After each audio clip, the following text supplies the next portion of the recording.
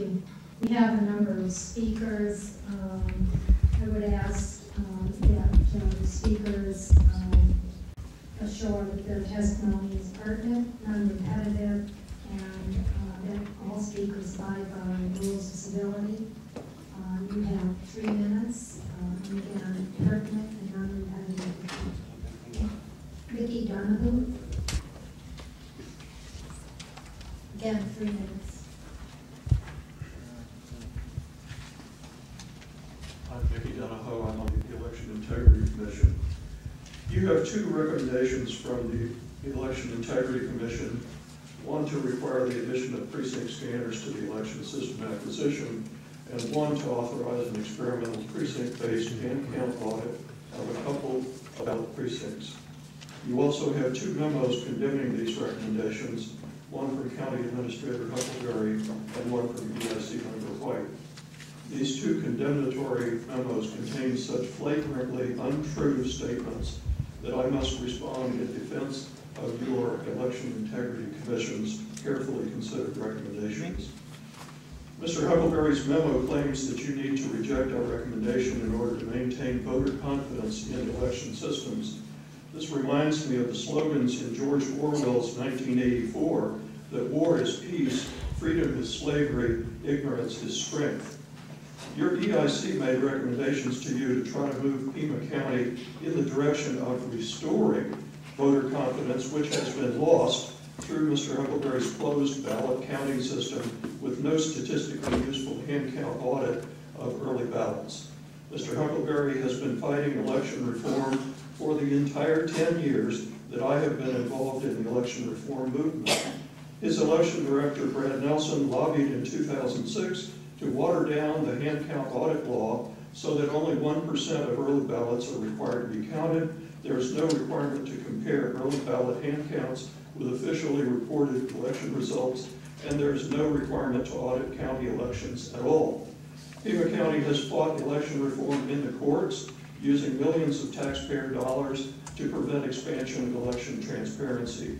Mr. Huckelberry and Mr. White described an audit process in detail that is not prescribed in our recommendation and need not be employed in an actual experiment. They have tried to make the experiment sound unworkable by prescribing unneeded steps as if they were required. Both Mr. Huckelberry and Mr. White warn of dire problems in the event of a challenge to the results of the official ballot count. If such a challenge were launched, its resolution almost certainly would not rely on the order of ballots in the boxes as scanned, but would require a new count, probably by hand, of all ballots. Contrary to Mr. Huckelberry's and Mr. White's assertions, Arizona law does not prescribe any retention of the order of ballots after scanning. It does not limit your authority in any way to perform an experimental hand count audit of early ballots. You have repeatedly chosen to follow Mr. Huckelberry's advice instead of the advice of the Election Integrity Commission. If you insist on lack of transparency, there is no need for an Election Integrity Commission. If you choose rather to respect and act on the recommendations of the Election Integrity Commission, you have full legal authority to do so. Thank you, Mr. Donovan. Mr. Chair. Supervisor.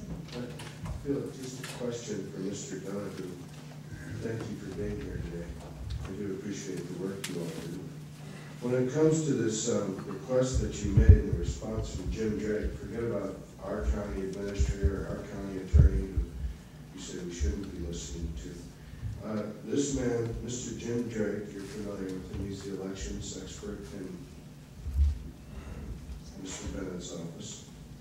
He believes that to introduce the proposal at this late date in the election process is problematic. If you get a lead and you get ahead of next year, that's not a statewide ballot. It's an off year. Would you think that starting earlier and making a request from the next Secretary of State, or if Mr. Drake is still employed by that person, which is likely? I don't know who the next Secretary of State will be. I can tell you that Mr. Bennett, when he first became Secretary of State, he came to our Election Integrity Commission meeting and told us explicitly that he thought graphical scanning of ballots for audit purposes was a great idea that he would support and asked us to send him a proposal. We sent him a proposal. He then said, oh, well, I think I need to have special legislation to authorize this. He didn't need special legislation. The legislation on the books already authorized him to experiment with new technology. We got him the special legislation. He then said, oh, I think I need to wait until after the 2012 election before we do this experiment. You're not pertinent to this question. Am I not answering your question? I'm okay, so. I'm telling you that Mr. Drake cannot be trusted, because after the 2012 election, when we tried to do the graphical scanning experiment that had been specifically authorized by law, he decided that the Secretary of State was no longer interested in doing graphical scanning. So we went through a 3-year process of trying to get the Secretary of State to do something about auditing early ballots, and it came to naught. And I think that we could work for the next year or 2 or 3 and try to get the Secretary of State to change his manual, and I expect it would come to naught, because I don't think the Secretary of State is interested in this. Thank you. Listen, I understand your frustration. It's reflected by your tone. And I'm sorry that you've been stymied, as you say, at the state level. Just incidentally, the Secretary of State testified under oath that the Secretary of State's office has no authority to tell Pima County what to do. Okay. Mr. Brakey? Good morning, all. My name is John Brakey. About 80% of the vote is expected to be vote by mail in the August 29th primary and the November general election.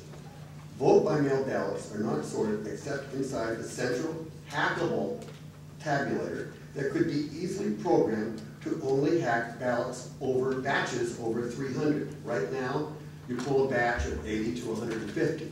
It's like a stream going right on down. You go ahead and put a report before and after. That's easily programmed to cheat if somebody wanted to do that. By selecting 2 precincts late election night, after all results are published by precinct and made public, makes it almost impossible for a hacker to hack the vote by mail. However, Chuck Huckelberry and his bud, Benny White, are going all out to stop any effort to make elections transparent and verifiable. Why would Huckelberry stop the verified elections, you may ask, for the last 9, 10 years that we've been dealing with this issue? Is he protecting his right to cheat in the future? The law says that the Board of Supervisors is authorized in ARS Title 16, Elections and Electors. It doesn't give the responsibility to the county manager. State Elections Director under Jan Brewer, Joseph Canfield, testified in a deposition that the Secretary of State's office cannot tell the counties what to do. They just have to follow the law that's in the manual. Christopher Straub told the Board of Supervisors in 2006 that they couldn't do a hand count until the new law was approved by the Justice Department, but Maricopa was already doing them. Pima then agreed under pressure to follow the new law. Pima County was doing hand counts for 12 years before the 2006 election law was passed, which we were part of getting that law passed with Ted Downing and Senator Karen Johnson. The law does limit Board of Supervisors' ability to do extra stuff to ensure that elections are fair, honest, transparent, and verifiable. In 2012, the Secretary of State's election manual prescribed sorting early ballots by precinct. Pima got a waiver secretly without telling the Elections Assistance Commission. I hope you remember that. I have that on film.